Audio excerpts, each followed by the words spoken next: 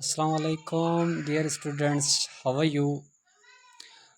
Today we are going to discuss unicellular organization या unicellular existing life that is amoeba. अच्छा, आज हम amoeba को डिस्कस करेंगे। अच्छा, अमेबा जो है वो ग्रीक वर्ड है, अमोबी से निकला हुआ है। अमोबी का मतलब होता है चेंज। ये चेंज क्या है? ये हर वक्त चेंज होता रहता है। इसका जो शेप होता है वो इरेगुलर होता है। सो ये यूनिसेलुलर है और यूकैरियोट है। अच्छा, यूनिसेलुलर यूकैरियोट क्या है इसके बारे में मैंने नहीं बताया आपको। चलिए आज मैं आपको थोड़ा सा रिव्यू दे देता हूँ अबाउट यूकैरियोट। सबसे पहले अच्छा देखें, सेल्स जो होते हैं ना, सेल्स दो तरह के होते हैं। देखिए, एक होते हैं प्रोकैरियोटिक सेल्स। जानदार जो होते हैं वो प्रोकैरियोटिक प्रोकैरियोट होते हैं, और दूसरे होते हैं eukaryote.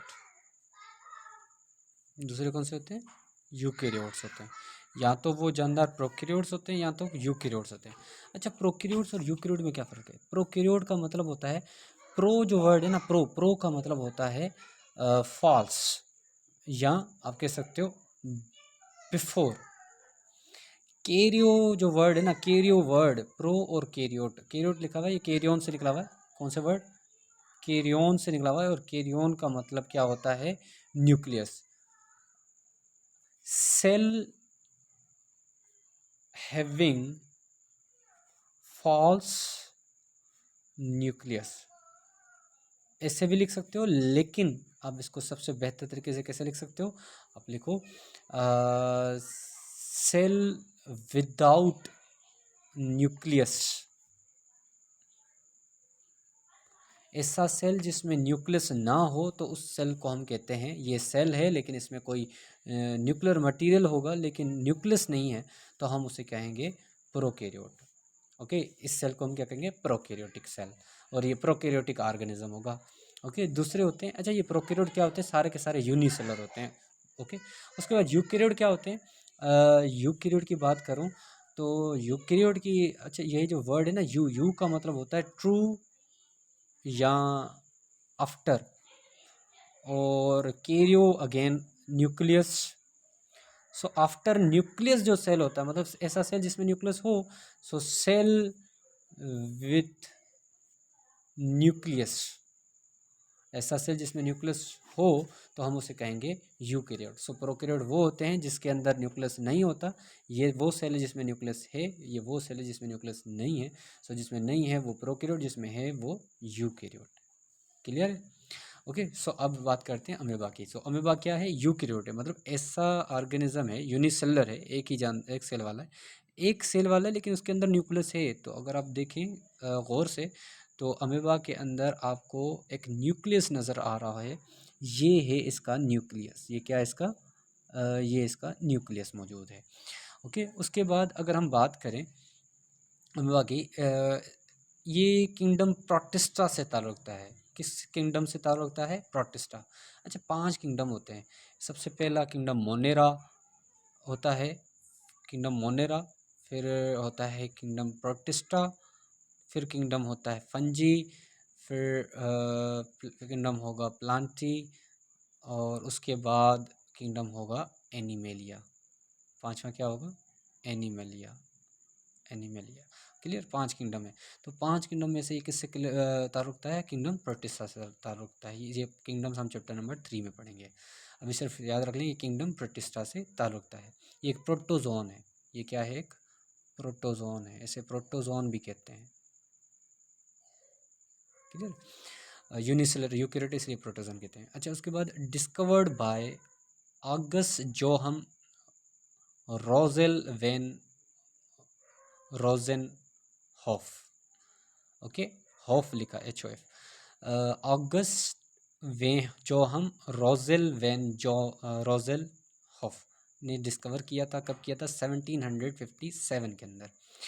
It has irregular in shape. अच्छा, ये इरेगुलर इन शेप कहा था, मैंने कहा था ना, अमीबा मीन्स चेंज। चेंज मतलब ये इरेगुलर इन शेप होता है, ये शेप चेंज करता रहता है। Size is about 0.25 millimetre. Size कितना है? 0.25 मिलीमीटर। फाउंड इन पॉन्ड्स तालाब में पाया जाता है, पूल्स में पाया जाता है, स्टेगनेंट वाटर खड़े हुए पानी में के अंदर पाया जाता है, मतलब पानी में रहता है, पानी में पाया जाता है। It has holozoic mode of nutrition. Holozoic mode of nutrition इसके अंदर होता है, मतलब खाना हासिल करने का क्या तरीक़ाकार है इसमें, कंप्लीट है।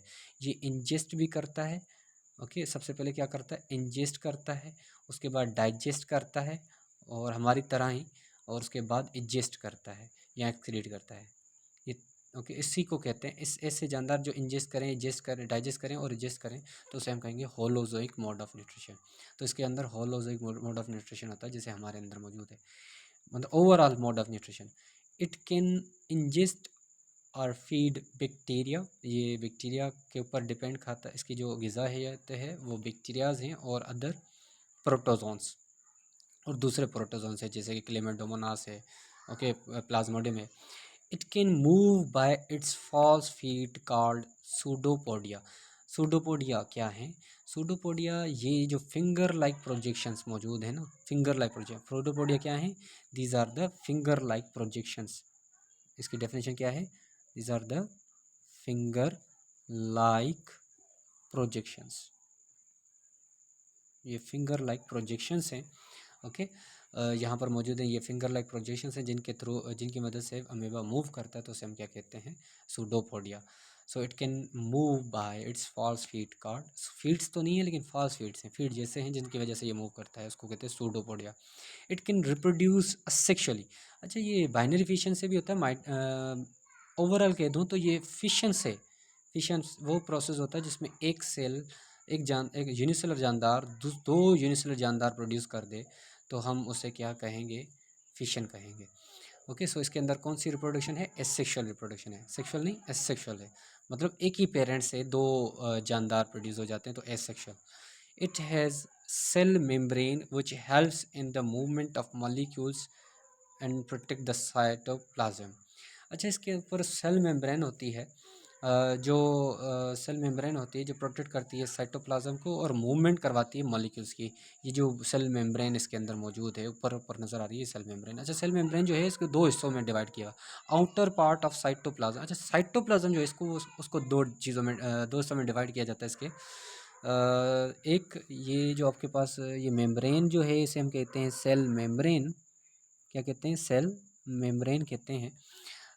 उसके बाद इसका जो साइटोप्लाज्म, इसके दो पोर्शन है।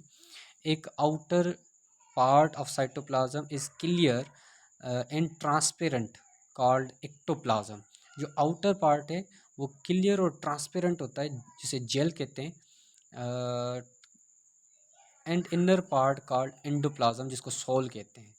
अच्छा, ये जो इनर पार्ट आपको नज़र आ रहा है इसको हम कहते हैं सोल या एंडोप्लाज्म। जो आउटर पार्ट आपको नज़र आ रहा है इसको जेल या एक्टोप्लाज्म कहते हैं।